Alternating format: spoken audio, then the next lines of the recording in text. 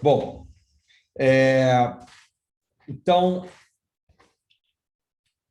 qual que é o objetivo aqui do painel? É estimular ou não, né? Quem de vocês que está eventualmente numa área mais técnica, ou formação numa área mais técnica, a empreender ou seguir carreira executiva, vendo um pouco do que pode ter pela frente, ou pelo menos da minha experiência, e até para, às vezes, algumas pessoas eventualmente verem que não é aquilo que querem, né? Por isso que estimular ou não. Então, eu estou partindo do princípio, né, de que vocês são, principalmente aí, o pessoal da Poli, né, que está fazendo engenharia, tem uma curiosidade. O meu pai fez Poli, então até de certa forma me senti meio próximo aí, quando surgiu o convite. E o meu primo, que foi meu sócio numa das primeiras empreitadas também, fez Poli. A tristeza do meu pai é eu não ter feito. Eu acabei indo para fazer publicidade. Ele me ensinou a programar quando eu era bem jovem, então eu sempre tive envolvido com programação, com computador. Eu não queria ficar bitolado nisso, e aí eu resolvi fazer. Eu fiz até técnico para de dados, mas é fazer publicidade. Eu já estava começando a desenvolver no início da carreira para sites, para empresas via agências, né, que me contratavam para fazer isso como freelancer. Então eu quis estudar publicidade para entender um pouco do mercado dos meus clientes, porque acho que como muitos de vocês, às vezes a gente vai indo para o lado autodidata em algumas das coisas que a gente quer fazer, principalmente de desenvolvimento, né? Um resumo da carreira profissional, né? Então eu comecei como desenvolvedor, depois eu fui para gerente de tecnologia, em empresas no início, né? Estava no UOL. Depois eu me tornei CTO em algumas agências e nesse meio tempo eu fui mesclando ali esse cargo em empresas e também como fundador de algumas startups. Eu vou comentar um pouco sobre como é que foi essa jornada. E eu estou atualmente como CEO, eu fundei, estou de CEO da Dialog. Só para contar um pouco para vocês o que é o Dialog, que é a startup atual que melhor tem ido aí das empreitadas que eu fiz até agora. Ele é um aplicativo para comunicação interna em empresas e para ser como se fosse uma intranet 4.0, só que, né, gamificada, muito mais participativa, que tem uma pegada de rede social, para grandes empresas falarem com seus funcionários. E isso surgiu de uma dor que foi, depois eu comento um pouco disso, mas de um cliente que bateu na porta e falou, cara, a gente está com esse problema, né? Quando eu estava de executivo em uma outra agência, e a gente viu que tinha um problema enorme ali, um monte de grande empresa ainda falando com funcionário, colando papel em parede, tá, uma coisa de outro século, né? Então, deu certo, a gente hoje tem 35 clientes, a gente foca em grandes empresas, né? Então inclui esses que estão aqui no slide, né? PepsiCo, Carrefour, Via Varejo, em outros segmentos, então, independente do setor da empresa, né? A gente foca em médias e principalmente grandes empresas, que tem um público operacional de 5 mil, 10 mil pessoas espalhadas, às vezes 50 mil pessoas, para que a empresa consiga engajar todo mundo. A gente é uma startup do Cubo, a gente entrou lá faz um ano, a gente, no prêmio da Top 100 Startups, a gente, ano passado, ficou em 35º de 12 mil startups e entre as top 10 de RH. E a gente acabou de receber há um mês uma rodada de investimento de 4 milhões de grupos de anjos que a gente quer usar para acelerar o nosso crescimento. A gente até já é sustentável, a gente já estava no azul, mas a gente quer acelerar o crescimento, então buscamos investimento. Então, contando um pouco aí de como é que como é que foi para chegar até aqui, né? A gente sempre tem aquela impressão de que quando vai se formar, né, você fica mirando naquilo, fala, depois que eu formar, vou ter um trabalho maravilhoso, vou ganhar, vou fazer o que dá na telha. E aí, quando você chega lá na frente, você vê que ainda não é bem assim, né? Você ainda vai ter que aprender um monte de coisa sempre, você vai ter que quebrar um monte de pedra, nem tudo é maravilha, e principalmente se você for para o caminho de empreender.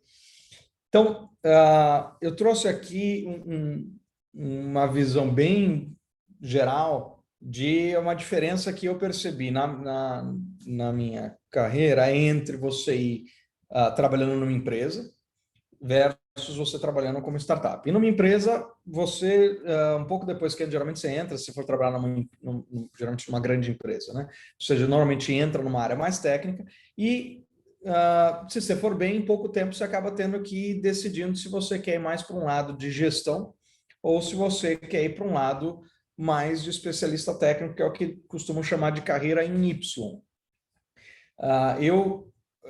No início da minha carreira, foi no UOL, eu entrei lá como desenvolvedor, depois fui para gestor, e tinha um colega que ele falava que a carreira em Y, na verdade, era um Y deitado. Né? Se você quiser ir para o lado de especialista, você vai ficar ganhando pouco o resto da vida. Se você for para o lado de gestão, né, o mais administrativo, é onde você pode subir e ganhar mais dinheiro. Claro que isso, né, varia de empresa para empresa, mas a gente viu que às vezes a prática ali é um pouco diferente da teoria. E tem hoje o que é mais conhecido aí como a carreira em W, né, que você pode ir para um lado mais de especialista e ficar cada vez mais especialista no assunto técnico e mão na massa. Você pode ir para o outro lado, né, que é esse super de gestão, e mais generalista, ou você pode até no intermediário, onde você pode ter uma área, né, e ir crescendo na área de gestão técnica. E aí você fica próximo, você não vai estar mais mão na massa, mas você vai estar muito mais próximo da área técnica. Então, normalmente, numa grande empresa, você, conforme vai crescendo, vai escolhendo nesse W aqui que caminho que você quer, que vertente você quer seguir. Já numa carreira de quem faz startup, a gente começa com esse sonho de que é aquele foguetinho lindo, né? Vou ter uma ideia, vou colocar em prática e vou ficar rico que nem o Sergey Brin lá do Google ou algum do gênero. E aí eu trouxe um pouco de exemplos práticos aqui da minha vida. Esse aqui sou eu. 10 anos atrás, quando eu tinha articulações para fazer isso ainda, eu gostava muito de correr de moto e eu comparo bastante a minha carreira com como foi minha vida tentando correr de moto. Eu treinei bastante, morei um tempo nos Estados Unidos, eu sempre ia para as pistas treinar a corrida. E a minha expectativa era tirar sempre fotos assim, né? Ou seja, tá sempre andando bem, mas na prática, a maior parte do tempo, era isso aqui que acontecia. E aí, a minha comparação sempre com a parte de startups a gente vê muita gente que se deu muito bem, as startups, né, os Nubanks da vida, mas a gente não vê por trás dos panos, né? Mesmo esses caras que dão muito certo, 99% do tempo você está se ferrando, está aprendendo, as coisas não estão dando certo e você tem que ser muito resiliente, né? Você vai tomar muitos tombos, você vai tomar tombo eventualmente muito feio, e a diferença é o quanto que você tem de resiliência para querer voltar, ou se você vai querer uma coisa mais estável, que talvez não te deixe milionário e que talvez não te coloque no controle, né, do que você quer criar ou como você quer fazer as coisas, que aí é o caso de uma empresa. Então, normalmente, essas são as decisões que você quer tomar, né? Você quer correr mais risco e estar mais sujeito a tomar uns tombos mais feios, ou você quer ir para uma carreira mais linear, né? Eu passei pelos dois e eu, inclusive, fiquei indo e vindo bastante, né? Então, como eu falei, eu estou na quarta startup, então eu já passei pela, né, aquela animação de você criar um negócio novo, depois ele dá errado, aí depois você vai aprender por que aquilo deu errado, tentar fazer de novo. Só que cada vez que você faz isso, eventualmente você perde dinheiro, você fica sem dinheiro para poder começar próximo. E aí, às vezes, você volta para o mercado para trabalhar numa empresa, junta um pouco de dinheiro e você vai empreender de novo. Então, esse foi um pouco do que eu fiz. Eu trouxe um resumo aqui, um checklist quase, né, do que esse é um checklist da minha experiência ali, dos meus aprendizados, do que seria bom saber ou dar um check se você quer criar, por exemplo, uma startup, né? Uma coisa que acho que é padrão, todo mundo no mercado vai dizer você tem que estar resolvendo uma grande dor. Então, se você quer criar um produto seu, não foca no produto, né? Não seja apaixonado pela tua solução, seja apaixonado em resolver o problema, porque o problema vai mudar ao longo do tempo. Mas se você for apaixonado pela solução, eventualmente você não vai estar tão disposto a adaptá-la para a necessidade do mercado. E aí pode ver Amazon, Netflix, todos esses caras surgiram de enxergarem dores no mercado que outras empresas até consolidadas não estavam se adaptando porque elas estavam muito fixas com a solução, não com o problema.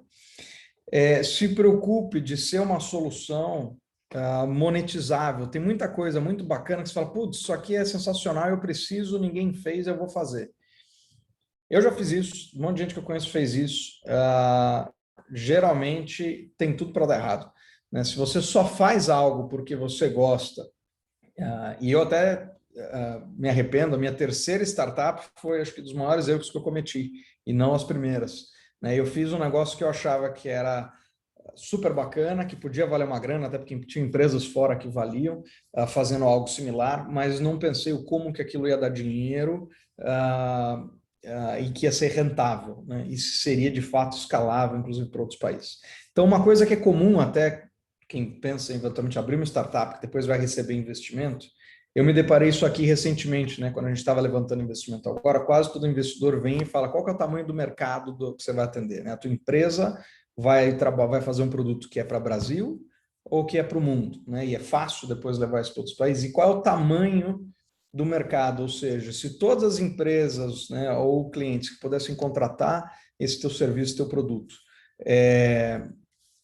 isso aí, se você pegar o mercado que de fato fosse atingível, pode gerar 4 bilhões de reais de receita por ano. Basicamente, os investidores vão estar olhando para isso, né? Se não for um mercado desse tamanho, fica muito mais difícil vocês investirem. Claro que, né, isso não é uma regra escrita em pedra, mas é uma coisa muito comum que a gente vê o pessoal observar, né? Você é uma empresa que um mercado de $1 bilhão ou mais, né? Então aqui o 4 bi já está até com um pouquinho de desconto para baixo. Sobre criar MVP, né? Acho que vocês já devem ter ouvido falar bastante disso, não sei o quanto vocês ouviram falar de MLP.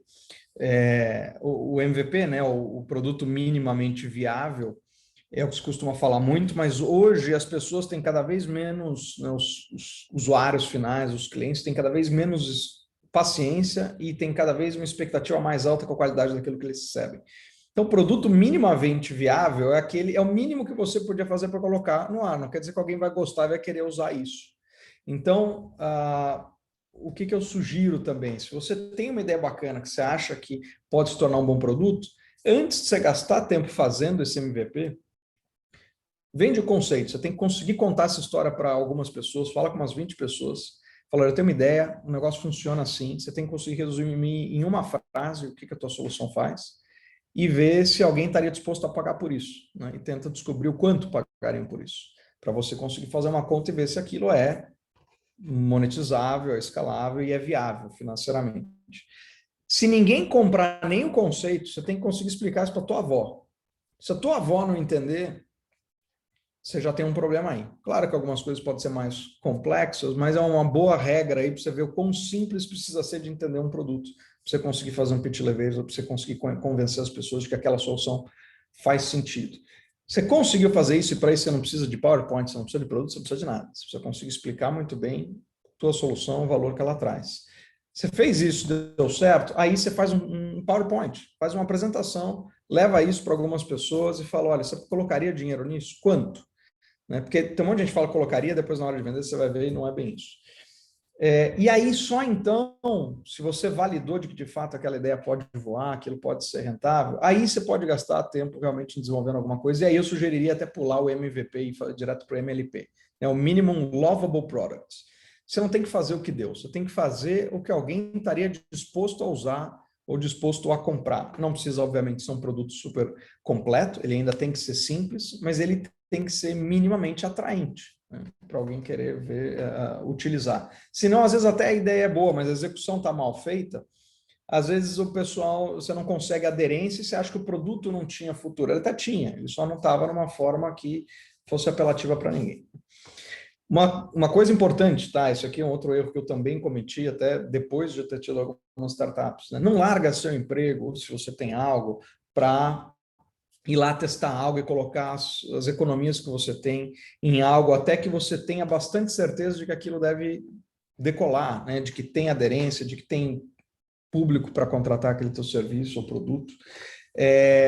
Tem um livro bom que eu vou recomendar no final, que inclusive dá dicas de como fazer isso, né? Como é que você consegue ter um emprego que paga suas contas, você consegue ter uma sobrinha ali, que você consiga, ainda mais agora em tempos de pandemia, né? Trabalhar de casa, eventualmente fazer aquilo em menos de 8 horas, e ter tempo para dedicar a ir testando o teu sonho na paralela e vendo se aquilo engata, né? O ideal é que você consiga se engranar quando você consiga ter uma receita do outro lado, não queimar suas reservas, para que até se aquilo der errado, depois você não ficar sem nada, ter que começar tudo do zero, né? Opa, deixa eu avançar aqui sem querer. Uma coisa importante, né? Não vá empreender ou criar uma startup porque é descolado, porque outras pessoas fazem, etc. Essa parte de ser descolado, de ser legal, de bombar, isso é 1%. Todo o resto é resiliência. Eu lembro de uma imagem, não trouxe aqui, do Phelps nadando numa piscina no escuro, Michael Phelps. Ele falou, cara, isso aqui é o que eu faço 99% do tempo. Né? Eu fico nadando sozinho, 8, 10 horas por dia, 365 dias por ano. Ele não para nem no aniversário dele, nem Natal, nem nada. Para ele conseguir chegar a ter um bom resultado, para estar melhor que os concorrentes deles, né? Dele, que são os outros competidores. Então, uma startup, mais do que qualquer emprego, você vai precisar ralar muito e por muito tempo. Né? Então, você precisa ver se é isso que você quer, até para você não se frustrar. Uma coisa importante, você fala, pô, vamos criar, é isso que eu quero fazer, vou montar minha startup. Tem esse jargão de mercado dos 3 Hs que você precisa para a tua primeira equipe. Né? Quem devia ser a sua primeira equipe? É o hipster, o hacker e o hustler. Que seria o hipster seria um designer, o hacker é o desenvolvedor e o hustler é a pessoa comercial. Claro, eventualmente você não vai ter as 3 pessoas, às vezes vai ser só você, mas pensar que eventualmente você vai precisar ter alguns sócios se a tua empreitada comece bem, seria importante para que cada um possa ser muito bom no que faz. Né? Dificilmente um bom desenvolvedor é um bom designer, e dificilmente eles são uns bons vendedores. No início você vai ter que ser híbrido, vai ter que fazer um pouco de tudo, mas é bom pensar teu negócio crescendo, quem que seriam as pessoas ideais para você ter junto com você.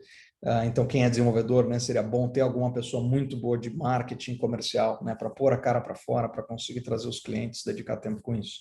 E alguma pessoa para ser designer, para fazer a tua solução de fato ser apelativa, bonita, ser um produto que as pessoas queiram comprar e utilizar. E cuide de ter dinheiro. Muitas pessoas falam, putz, já vou sair fazendo alguma coisa, vou vender. Fala, cara, você vai ter dinheiro para pagar a conta no fim do mês, né? Aí entra aquela questão de, às vezes, vale você ainda ter seu emprego ali e fazer isso na paralela, né? Cuide para que essa tua ideia não morra cedo demais, e que ela seja sustentável. Então, faça as contas de como é que você vai tornar isso viável. E para quem pensa em ser CEO, eu vou falar um pouquinho disso ali mais para frente, mas CEO eu diria que não é para qualquer e não no sentido de ter competência, mas de ser o que você quer fazer.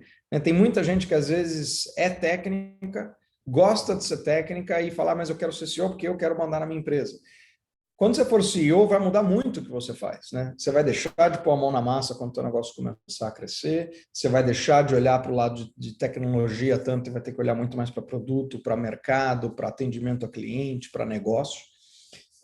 Então, precisa até pensar se você quer de fato isso, se eventualmente você quer ser um CTO lá na frente.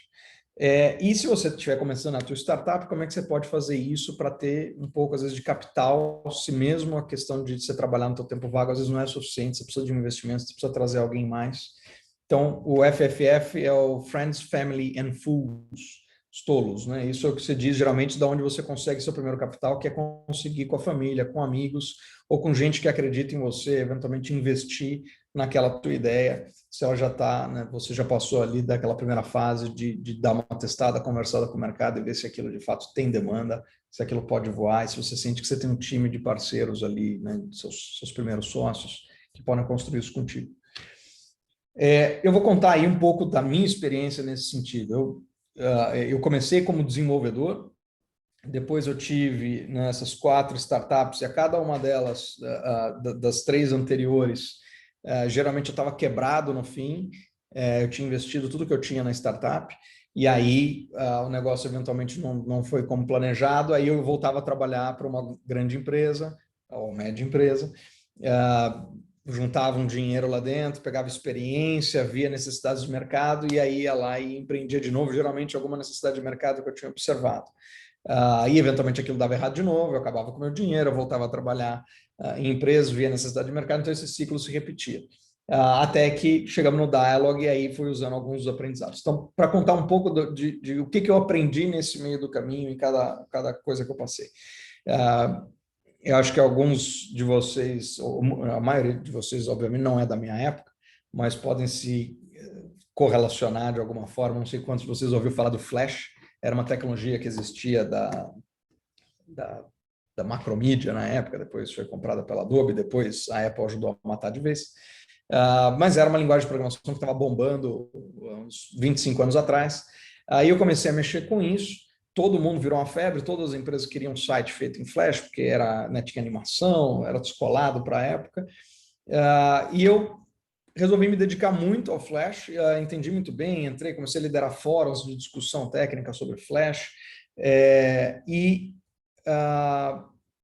fiz um site, aí foi a minha, acho que a primeira empreitada, né? Eu cheguei para eu ainda não tinha trabalhado em lugar nenhum, isso eu tinha 18 anos, eu só fazia uns freelancers, e aí eu cheguei, tinha uma rádio grande, eu sou de Campinas, eu cheguei a ter uma rádio grande, que seria o equivalente da Jovem Pan em Campinas, eu bati na porta deles e falei, olha, o site de vocês é uma merda, eu faço um site novo para vocês, de graça, mas eu quero ter um banner ali no site de vocês, enquanto esse site que eu fizer estiver no ar, esse banner vai ser só anúncio meu, ou que eu vincular ou vender para alguém.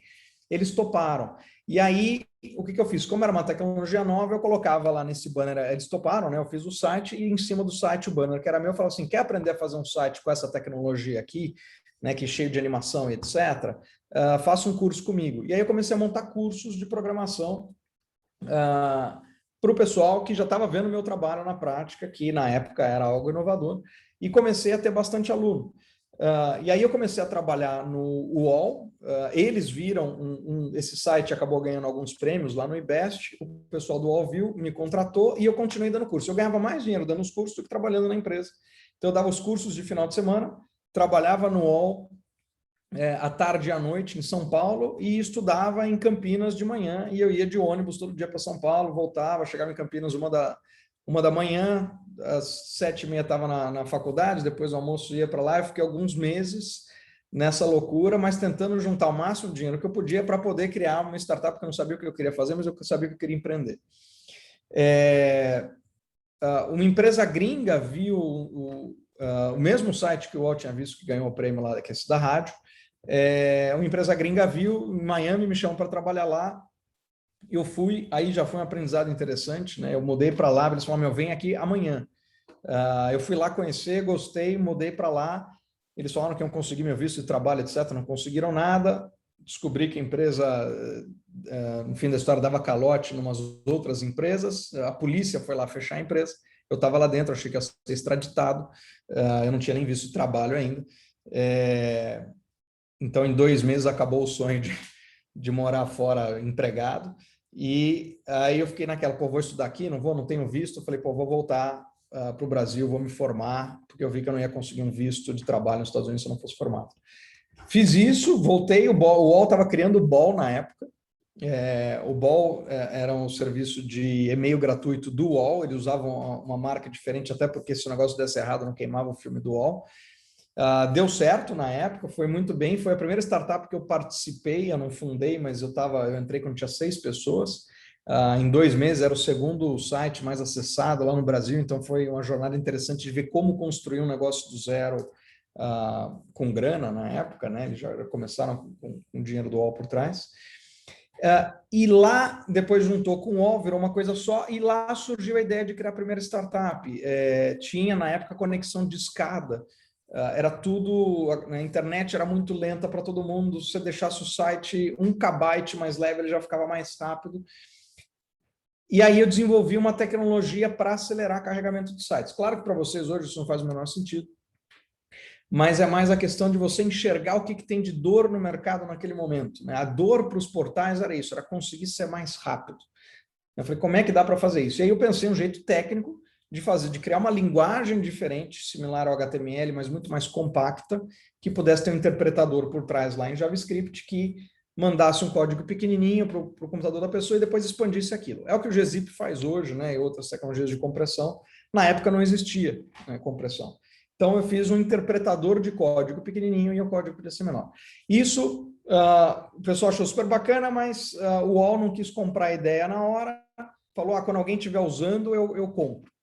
Eu falei, então tá bom. Aí eu pedi demissão, saí do UOL, montei essa minha empresa, eu fiquei eu mesmo codando isso, terminei de desenvolver a ideia, e aí eu consegui licenciar isso como um produto para o UOL, depois para o IG, para o IBEST. Então foi minha primeira startup, né? Eu criei um produto, fui eu mesmo codando, fui lá bater na porta, fui vender, então eu estava fazendo aquele papel dos 3 Hs, né? De ser o cara de... Não precisava de design, porque ele era uma tecnologia só por trás dos panos, da interface, mas eu tinha que ir lá vender, né? Então negociar com eles, como é que é licenciamento, etc. Tive alguns aprendizados ali, e acho que um aprendizado importante foi aquilo que eu falei de ser escalável. Isso não era escalável. Quem precisava disso eram portais. Tinham 3 grandes portais no Brasil na época, né? Se eu fosse vender para fora, estava frito, que não tinha dinheiro direito nem para pagar passagem para os Estados Unidos vender um negócio mais parrudo, se eu precisasse ir com frequência. E aí eu aprendi, por isso aqui está o foguetinho meio virado para baixo, porque eu falei, pô, o produto foi legal, teve aderência, tinha quem comprasse, mas era um mercado muito limitado, né? Isso não ia ser sustentável ao longo do tempo. Aí eu comecei a pensar em outro produto que eu poderia criar, e eu criei esse NetPay, que era, então, eu acabei com o Smart Code, falei, não vai valer o esforço de ficar tentando vender isso para outras empresas, que não tem tanta empresa assim no mercado. Falei, eu preciso de um negócio que atenda mais gente. E aí, também, por ter tido trabalhado nesses portais, eu vi que tinha uma coisa interessante lá, que era a demanda por meios de pagamento mais eficientes para os usuários consultarem conteúdo. Até hoje tem muitos sites, né, que você chega, você dá com o paywall lá, né, que é a área paga do tipo, olha, para acessar esse conteúdo aqui você precisa ser assinante. Engraçado que não mudou muito de 20 anos para cá, né? Uma coisa que me incomodava, eu vi que tinha uma perda de eficiência muito grande, esses sites todos, eles têm um público enorme, cativo, que está lá querendo ver conteúdo e que não está disposto, principalmente naquela época, né, não estava disposto a dar cartão de crédito para acessar um conteúdo. Aí eu fiz um estudo e vi que, em média, 80% do pessoal que chegava na área de conteúdo pago desses sites não estava disposto a ser assinante. Isso era uma perda para os dois lados, né? Se o usuário ficava frustrado, queria acessar o conteúdo e não conseguia, e o site que não ganhava nada com aquela pessoa estava perdendo a possibilidade de receita. O NetPay foi uma forma de pagamento, que eu criei de micropagamento, que as pessoas podiam pagar centavos para acessar determinados conteúdos por minuto. Então, eu fiz um acordo com parcerias de telefonia celular, que se a pessoa ligasse para um desses números que eu consegui com as operadoras de telefonia, e só essa ligação caía no nosso sistema e a gente sabia que a pessoa estava pagando pela ligação. Na época, você pagava por minuto e era caro, tipo R$ 1 por minuto, né? Então, eu fiz um acordo de divisão de receita, né, de revenue share. Eu falei, olha, eu mando ligação para vocês, né, para a telefonia, vocês vão cobrar, vocês vão ficar aí com 80 centavos por ligação, me dá os outros 20 que eu vou dividir com sites que forem parceiros meus. E aí, todo mundo que ligava nesse número, ou seja, quando queria acessar um site que era parceiro do NetPay, a pessoa tinha essa forma de pagamento. Ela, em vez de dar o cartão de crédito, a gente dava um número de telefone para ela no site, ela ligava, a gente liberava imediatamente por API o acesso ao site e a pessoa estava pagando, na verdade, a ligação telefônica e eu dividia a conta da ligação telefônica da operadora com o site. Então, eles tinham uma forma de receber sem precisar ter cartão de crédito, sem precisar cobrar um valor astronômico.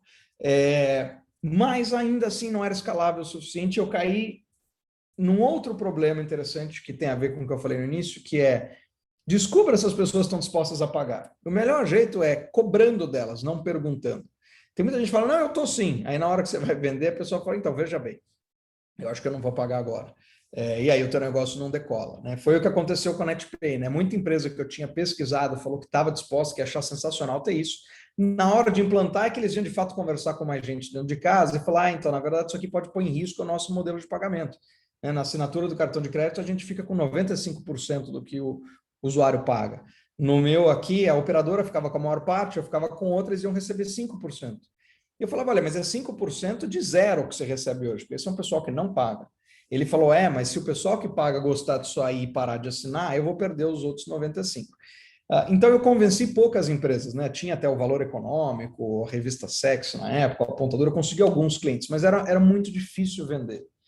Você tinha um mercado grande, mas que não estava de fato disposto a pagar por aquela solução, porque considerava que o risco era grande. O que aconteceu? Teve um investimento grande de tempo, essa solução até eu consegui um investidor, na época, tinha levantado isso faz uns 16 anos, Eu tinha levantado 600 mil reais na época com o investidor, mas o negócio não decolou, porque na prática o pessoal não estava tão disposto a investir, a contratar o serviço quanto na teoria. Voltei para o mercado, apesar de ter tido investimento, eu também coloquei dinheiro meu no negócio, deu errado, eu falei, vou ter que me capitalizar de novo. Voltei a ter minha produtora de sites, comecei a trabalhar para uma empresa gringa, me chamaram para trabalhar lá e eu fui ser CTO lá, cuidar de uma agência digital nos Estados Unidos, em Nova York, fiquei 2 anos lá, comecei a subcontratar programadores brasileiros e eu ganhava com a diferença do dólar, além de ter o salário lá. Depois fui para uma outra agência em São Francisco, então no total fiquei quase 5 anos como CTO e como body shop também no Brasil, e consegui juntar dinheiro fazendo isso. Voltei para cá e falei, vou montar um outro negócio. Lá eu tinha conhecido o Netflix, aqui no Brasil não tinha.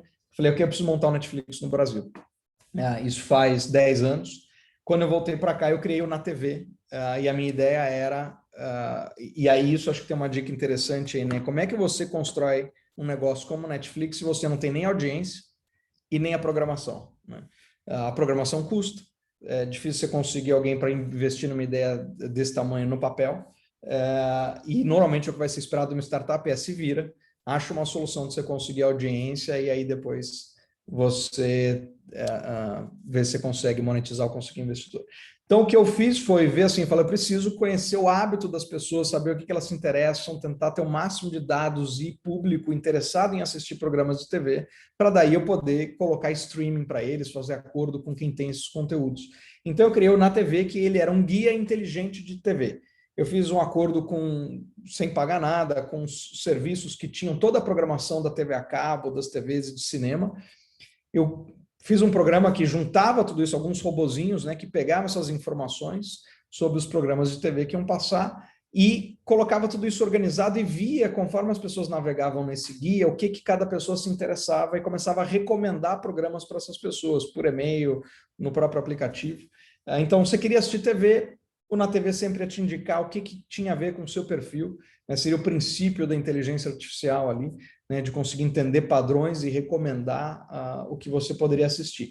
Com isso, eu fui conseguindo audiência. Eu consegui 100 mil usuários na TV, sem gastar um tostão, né, foi meio no boca a boca.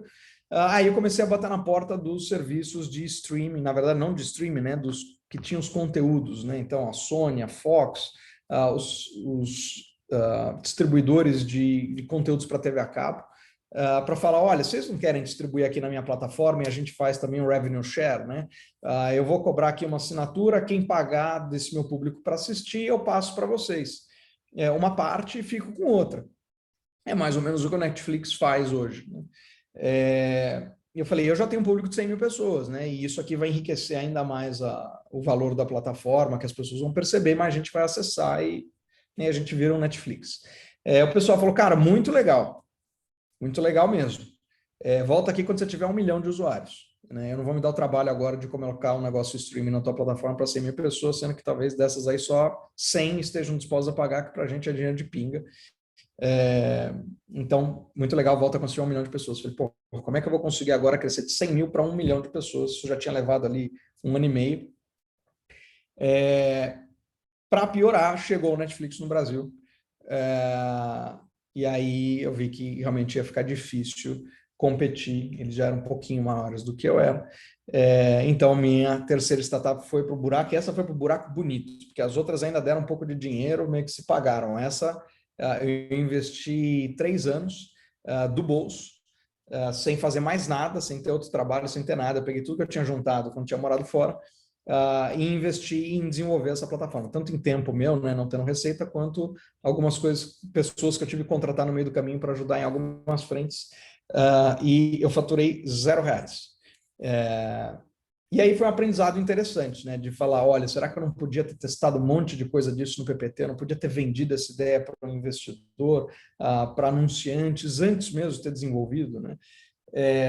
E aí, eu quebrado de novo, voltei para o mercado, fui trabalhar em algumas agências de comunicação também como CTO, até que, por fim, fui para o Grupo Impress, cuidar de uma agência que eles estavam criando de inovação para comunicação corporativa. Eu já entendi um pouco de, né, tecnologia para comunicação, fui trabalhar nessa área. Logo que eu entrei lá, a PepsiCo bateu na porta deles, já era cliente deles, e falou, cara, a gente está com esse problemão aqui de comunicação interna, o pessoal está completamente, cada um de uma área e da empresa acha que é como se fosse de uma empresa diferente na prática, não veste a camisa, a gente precisa fazer alguma coisa. Aí a gente começou a desenhar uma solução a 4 mãos com o cliente junto, que sabia muito bem da dor, né? Não foi da nossa cabeça.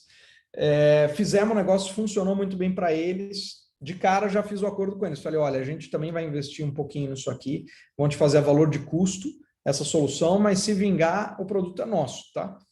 Aí eles falaram, tá bom.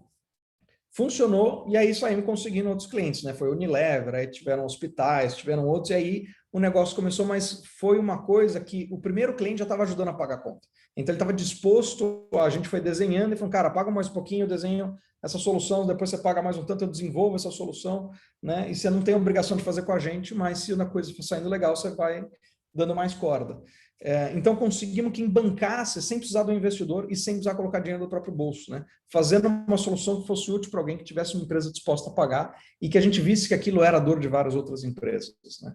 E aí o Dialog começou a crescer. Hoje a gente faturamos 3 milhões no ano passado, esse ano já devemos chegar em torno dos 5 milhões, mas foi um crescimento gradativo, vendo que era uma necessidade que não atendia só uma empresa, né? Então, por fim, vou parar de falar aqui, vou abrir para perguntas de vocês, mas para finalizar, o que eu aprendi nesse meio do caminho, né? Que até o que você faz, a tua função, vai mudando muito e você precisa ver se é isso que você quer. Uma coisa que é muito legal, eu gosto de desenvolver até hoje, eu viro e mexe, pego, programo alguma coisa ali, nada para o Dialog, eu não quero estragar o meu próprio produto, né? Eu estou enferrujado, mas eu gosto de desenvolver e isso sempre me satisfez muito, às vezes até mais do que as funções, né, de CTO, de CEO, né? Você vê você executando alguma coisa, mas eu escolhi que de fato eu queria poder tomar algumas decisões maiores, né? Fazer escolhas de que produto desenvolver, de como ele deveria ser desenvolvido, mesmo que não fosse eu colocando a mão na massa. Então, não foi uma transição tão simples, porque naturalmente eu gostava muito de estar na área técnica, mão na massa. Mas o que eu percebi muito de diferença, que acho que é importante estar na cabeça de vocês, é isso, né? Quando você é desenvolvedor, é mão na massa total, você define como é que você vai fazer, né, a arquitetura dos módulos que você está desenvolvendo, você pensa na UX, do que você está fazendo, no produto em si, né? Você está muito mais próximo do dia a dia do produto. Quando você vai para CTO, tua função já muda no início, claro, se é CTO de uma empresa de uma pessoa, você, né, é faxineiro, é desenvolvedor e é CTO, né? Mas se você enxerga aquilo crescendo, o CTO, depois a função dele fica muito mais de formar equipe, de definir arquitetura de decisões mais estratégicas, né? Assim, olha, essa arquitetura que eu estou escolhendo, esse stack, por exemplo, o stack vai ter gente no mercado suficiente se eu precisar crescer rápido para eu contratar? Eu vou precisar ter que ficar formando essas pessoas. Essas tecnologias, esse stack, ele deve morrer ou ele está crescendo, ele tem futuro, ele tem uma comunidade muito forte por trás para isso ser uma tecnologia que dure, né, mas no mínimo 5 anos, crescendo. A arquitetura do nosso sistema, né, o que ela vai precisar suportar de demandas do produto lá na frente, né? Para onde que o meu produto vai para eu saber o que eu quero falar para os desenvolvedores, que eles têm que estar preocupados em criar de serviços e de modularidade para isso aqui não ter que ser refeito lá na frente. É pensar no produto também, né? Como é que isso vai ser executado em linha com o roadmap para onde o nosso produto está indo. E aí cuidar de coisas mais de ordem prática, né? Como é que está o pipe de desenvolvimento, como é que eu organizo as nossas equipes. E no início, você não tem grandes equipes, né? Você vai ser um CTO de 2 pessoas, depois de 5 pessoas, às vezes demora para você chegar em 10 pessoas. Então, no início ainda é muito mão na massa, mas de decisões que vão ser mais duradouras, né? E aí cuidar de fornecedores, né? De quem vai cuidar eventualmente da tua infra, que você não vai querer fazer dentro de casa, fornecedores que às vezes são, por exemplo, que vão fazer alguns freelas para vocês, alguns trabalhos para ajudar em coisas pontuais, tem muito da relação de cuidados pessoal, de negociação com eles também, tá? Então é muito menos mão na massa. E CEO, aí você já tem que meio que tentar quase que abrir mão totalmente, se você vai ter teu CTO, você tem que confiar nele, e o CEO você vai cuidar de produto, vai cuidar de mercado, né, de se o teu produto está alinhado com as tendências do que o mercado vai procurar, como é que ele vai se desenvolver o roadmap, o crescimento da tua empresa, né? Como é que você vai estruturar a tua área comercial, de marketing, para aquilo ser escalável. Cuidar dos riscos e cuidar do caixa, né? O teu produto, se você for investindo, você não pode deixar aquilo ficar no vermelho, senão depois você não paga a tua equipe, você perde teus principais funcionários. Então, tem uma série de questões muito mais ligadas à gestão de fato e a produto que você vai ter que cuidar. O que eu recomendaria de leitura para vocês? Tem um monte de coisa bacana para ler, obviamente. Alguns livros que eu acho que fizeram bastante diferença, que pode ser bem interessante para quem está começando, né? A Startup Enxuta, né? Como é que você começa um negócio do zero, com o mínimo de investimento? Se você puder não precisar do investidor nunca, melhor ainda, você vai ser dono do teu negócio, vai tomar as decisões sem tanta pressão. Então, se você fizer um negócio sustentável, que consiga crescer sem investimento, ótimo, mas se não, ainda assim você vai precisar começar com um negócio enxuto. O Semana de 4 Horas de Trabalho, a ideia não é para você trabalhar pouco, mas é como é que você consegue fazer o seu trabalho, que paga o teu mês a mês, o mais eficiente possível, para que você tenha tempo de dedicar a montar uma startup, por exemplo, nas suas horas vagas, sem ter que estar perdendo capital no meio do caminho. E o The Hard Thing About Hard Things é super interessante também para quem pensa em empreender, né? As decisões difíceis que você vai ter que tomar, o lado duro de você empreender. É muito bacana todo mundo ter o sonho e tá, né? Acho que todo mundo que é startupeiro é um otimista por natureza, né? Você tem que pensar que o negócio vai dar certo, tem que acreditar na tua ideia, mas você não pode deixar os fatos de lado e saber o que pode dar errado e como lidar com situações difíceis no dia a dia. Então, são 3 livros que eu recomendaria para serem lidos, e são leituras até gostosas, vão rápido e podem fazer bastante diferença. Esse da Semana de 4 Horas de Trabalho ali faz uns 15 anos, eu acho, no mínimo 10, e até hoje, para mim, tem um monte de coisa ali bacana, que prática, que ainda dá para usar no dia a dia, apesar de ser um livro já um pouco mais antigo, de como você organizar teu tempo, suas prioridades, para você conseguir fazer 2 coisas, né? Ter teu trabalho e empreender. Gente, desculpa se eu falei que não é uma matraca aqui, tentei condensar algumas coisas, alguns conceitos e experiências que eu acho que seriam interessantes. E queria abrir aí para perguntas. Eu não estava acompanhando o chat, eu não sou multitarefa. Então, queria ver com vocês quem eventualmente quer, né, ter alguma dúvida. Vou abrir o chat agora, ver se eu enxergo alguma coisa ali. Mas queria abrir aí para perguntas. Dá para... O Arthur, o pessoal consegue perguntar aqui ou só pelo chat?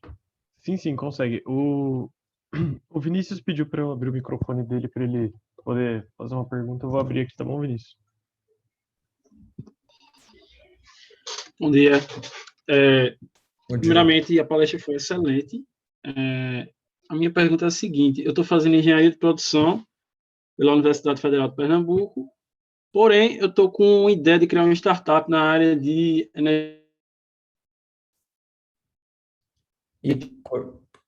Não sei se foi só para mim, mas eu cortou teu áudio. Eu estava com a ideia de, desenvolver um painel solar mais eficiente. Tá melhor agora? Agora acho que está indo. Vamos lá. Está indo? Beleza. Então, minha dúvida é a seguinte: como é que eu posso... porque a minha área é engenharia de produção, área de gestão, né? E eu estou querendo desenvolver uma startup na área de energias renováveis. Aí, o que eu devo ter ciência antes de começar? Porque eu estou querendo realmente desenvolver alguma coisa na área de painéis solares, né? Criar um protótipo de um painel solar mais eficiente. Porém, eu fico sem aquele negócio, aquele start de por onde começar, sabe? Sei. Porém, é uma coisa que eu vejo que é muita tendência, né? É uma coisa que está bem forte. E eu me interesso bastante pela área. Legal. O que eu sugeriria, assim, se você não tem experiência, não sei se você tem já experiência, já trabalhou em alguma empresa, como é que, resumidamente, aí, qual que é a tua experiência, hoje, profissional? Então, eu estou no meio do curso. Eu já trabalhei, estou trabalhando como gerente numa lanchonete, mas não tem nada a ver com o foco da startup. Mas, além disso, nenhuma outra experiência. A não ser empresa júnior, essas coisas que não... Por que eu estou perguntando isso? Né? A gente vê muito caso de startup que surgiu na garagem, enquanto a pessoa está na faculdade, o negócio bobou, o cara virou Zuckerberg. Isso é lindo, isso eventualmente acontece, mas, digamos, não é necessariamente o percurso mais comum ou mais fácil. O que eu acho, o que eu sugeriria é, se você encontra, por que eu digo isso, né? Se você consegue primeiro trabalhar em alguma empresa da área, para entender até como é que isso funciona em termos de negócio, né? E aí você pode estar mais próximo, até comentar na empresa que eventualmente você quiser trabalhar, que tem a ver com o que você quer desenvolver. Para falar, olha,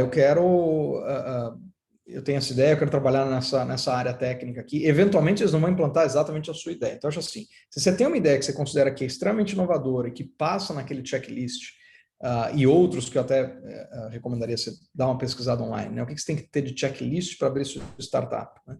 Mas eu acho que aquele primeiro que eu fiz já ajuda, que é você falar assim, esse negócio, ele é sustentável? Quanto vai custar para desenvolver uma primeira versão disso aqui? Eu vou conseguir fazer alguém ajudar a pagar por essa ideia? Dificilmente investidores chegam e colocam uma grana muito alta numa coisa que está no papel, né, que está na cabeça de alguém. Então, se o que você quer desenvolver precise, talvez, como você está falando, de um investimento já mais considerável, porque você tem o hardware envolvido, etc., às vezes vale você começar numa empresa segurando essa ideia, né? Se não é uma coisa que vai perder uma janela de oportunidade agora, né? Que você fizer isso agora, você nunca mais vai conseguir fazer. Às vezes, você trabalhar numa empresa, e isso acho que serve para todo mundo, tá? Para vocês verem como funciona uma empresa por dentro, como funciona o processo da empresa, como funciona a gestão de recurso, de caixa, como é que eles definem se apostam numa ideia ou não. Óbvio, numa empresa idealmente inovadora, né? Se você for uma conservadora, você não vai ter isso lá.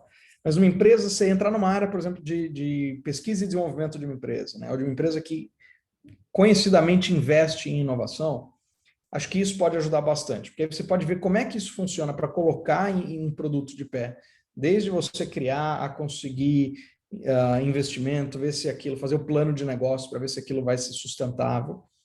Eu acho que seria o ideal. Porque aí depois, por exemplo, eu usei muito do que eu tive nas startups, que eu fiz nas startups, de ter aprendido trabalhando em empresas. Tem coisas do UOL que eu carrego até hoje, que eu falo, poxa, eu sei como é que se desenvolvia um produto lá, né? Que áreas que você precisa, desde de design, desenvolvimento, controle de qualidade, seja lá o produto que você esteja desenvolvendo, tá? Para ver qual é o jeito certo de fazer isso de uma forma estruturada, se isso aqui der certo e crescer.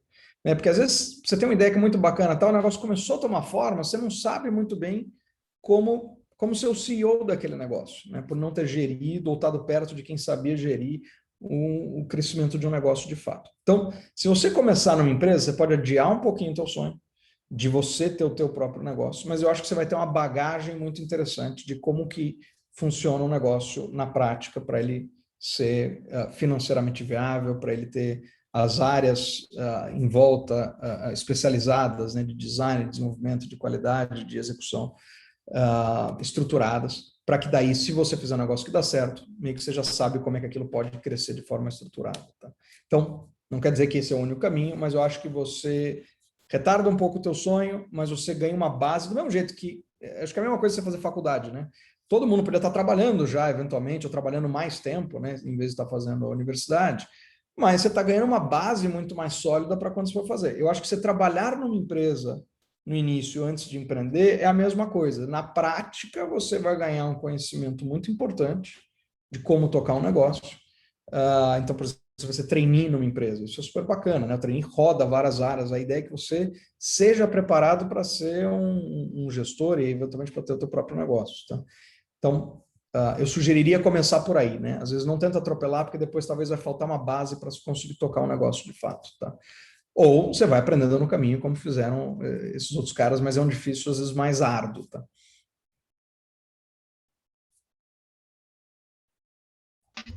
Tá certo, obrigado. André, a gente também teve aqui uma pergunta que veio pelo Slido e o pessoal subiu bastante ela, que é: como é possível juntar boa grana para investir em qualquer coisa? Para nós, início de carreira, falta grana até para o ônibus. Está impossível juntar. Pois é, um dos caminhos, o que eu fiz foi isso que eu falei, né? Eu tentava sempre, eu fui trabalhar primeiro numa empresa antes de empreender. Na verdade, eu comecei fazendo freela, né? Eu fazia isso, eu fazia freela, eu tive essa sacada lá de fazer, trabalhar com uma tecnologia nova e conseguir que as pessoas soubessem disso, fazendo um site que tinha divulgação desse meu serviço. mas também meio foi com uma janela de oportunidade, não é o tipo de coisa que eventualmente você vai ter toda hora hoje em dia. Mas eu acho que o ideal, de novo, é trabalhar. Eu sempre fiz isso, tá? Todas as vezes que eu quebrei, eu voltei para o mercado, fui trabalhar para uma empresa, juntava dinheiro. Aliás, uma coisa boa é você pensar o seguinte: junta metade do que você ganhar. Fala, cara, eu vou juntar e quanto que eu vou precisar para conseguir empreender alguma coisa. O bom é que você não queime todo o seu dinheiro depois, tá? Então, se você conseguir, você não precisa juntar o dinheiro também trabalhando numa empresa, depois torrar na tua ideia. Se você conseguir fazer a tua ideia, aí é bom ler o Lean Startup lá, aquele livro que eu falei, que ele vai te mostrar como que você consegue colocar uma ideia em prática sem queimar dinheiro, sem precisar ter muito dinheiro no próprio bolso. Né? Se você conseguir testar bem ao máximo a tua ideia, com o mínimo de custo, que é faz um PPT, bate na porta de quem compraria aquilo, vê se, né, se é um produto que de fato o teu público final pagaria para ter acesso àquilo, ou a forma que você pensa em monetizá-lo, se de fato para de pé. Tenta vender aquilo para alguém. Né? Mesmo que esteja no PPT, fala, cara, se você vender e pagar isso aqui, eu vou dar um jeito e vou executar.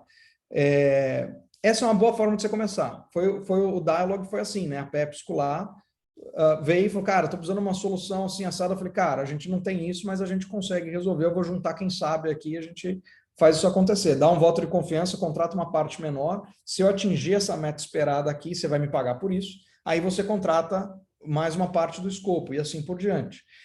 Então, mesmo já estando dentro de uma empresa maior, mesmo já tendo mais experiência, a gente teve que ir galgando isso, né? Para não ter que pôr do próprio bolso. Que no caso de vocês, obviamente, quando falta, né, se você não conseguiu construir ainda capital, você não vai querer queimar ele também tão rápido. Então, um bom jeito é isso. Estuda bastante, testa o teu modelo apresentando em apresentação. Você não precisa construir nada. Testa tudo no papel. O pessoal está comprando, tenta vender no papel. Né? Vende uma parte daquilo que seja. Esse seria o mundo ideal, tá? E tem muita gente que faz assim, a gente fez assim mais de uma vez, tá? A outra startup lá, aquela NetPay, eu vendi a ideia no papel, não tinha desenvolvido nada, só fui desenvolver quando alguém falou que de fato comprava, que já tinha até o valor para comprar o negócio. Tá? E, de novo, se você quiser falar, eu tenho uma ideia muito boa, preciso de dinheiro, não vai ter nenhum jeito de começar, aí você vai para o FFF lá que eu falei, que é o Friends, Family and Fools, bate na porta de um tio rico e fala, tio rico, eu tenho essa ideia aqui maravilhosa, me dá aí 50 mil, aposta nisso aqui, você vai ter 5% da minha empresa quando ela ficar zilionária, né? E aí, eventualmente, alguém topa pagar a sua tua ideia. Aí você junta 10 tios lá para cada um das 5 mil e fala, para de beber um pouco aí, junta esse dinheiro de bebida aqui em um negócio que você pode ficar rico. Não, obrigado então, André. Vamos caminhar para o encerramento do evento. Gostaria de agradecer o André e a Dialogue pela palestra realizada. Lembrar que na quinta-feira a gente vai ter um case com a Dialogue para desenvolvimento em PWA. E também que hoje, mais tarde, nós teremos às 5 e às 7 mais eventos da Semana de Inovação. A inscrição, passei o link aqui no chat. E eu agradeço a presença de todos. E lembrem-se de se inscrever. Arthur, uma última coisa. A gente está, no próprio Dialog, a gente está com 20 vagas abertas, boas partes delas para desenvolvedores. Então, para quem sabe desenvolver, quem empreender, etc., acho que é uma boa oportunidade, né? Pode ser um bom jeito de começar a estar envolvido com startup, a ganhar dinheiro para poder depois poder criar a sua e estar próximo de quem já empreendeu, né? Tem algumas pessoas dentro do Dialog, além de mim também, que já empreenderam e podem servir ali de mentores, né? Essa parte legal até de estar numa startup menor ou numa grandona que você tem acesso direto aos fundadores. Então, quem tiver interesse, eu vou mandar o e-mail aqui no chat, contato@dialog.ci. Então, quem quiser conversar com a gente, manda um alô aí. Perfeito. Arthur, obrigado. Desculpa passar um pouquinho do tempo aí. Só espero que tenha sido rico. Então, bom resto de semana e para quem for participar do próximo evento com a gente. Até lá. Obrigado, gente. Lembre-se de participar aí dos próximos eventos da Semana de Inovação e uma boa tarde para todos.